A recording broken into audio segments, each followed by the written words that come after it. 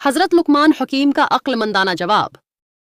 हजरत लुकमान हकीम अल्लाह के नेक बंदे और बहुत दाना इंसान थे। एक दिन आप अपने बेटे के साथ बाजार गए। आपका बेटा गधे पर सवार था और हजरत लुकमान खुद पैदल चल रहे थे। रास्ते में लोगों ने देखा और कहने लगे, देखो कैसा बदतमीज लड़का है, खुद गधे पर बैठा है और बाप को पैदल चला रहा है। ये सुनकर हजरत लुकमान ने बेटे को नीचे उतारा और खुद गधे पर सवार हो गए। लोग फिर कहने लगे, बाप को भी शर्म नहीं आई, खुद बैठा है और बच्चे को चला रहा है। फिर हजरत लुकमान और उनके बेटे दोनों गधे पर बैठ गए। लोग बोले, कितने जालिम हैं, बेजबान जानवर पर दोनों सवार हैं।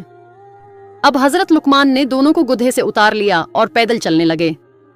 अब लोग कहने लगे, कितने बेअक्ल हैं, गधा साथ है फिर भी पैदल जा रहे हैं। ये सब सुनकर हजरत लुकमान ने अपने बेटे से कहा, बेटा देख लिया तुमने, दुनिया का हाल ये है कि तुम कुछ भी करो लोग कुछ ना कुछ जरूर कहेंगे। इसलिए हमेशा वही काम करो जो अल्लाह को पसंद हो और जिसमें हमेशा कामयाबी हो।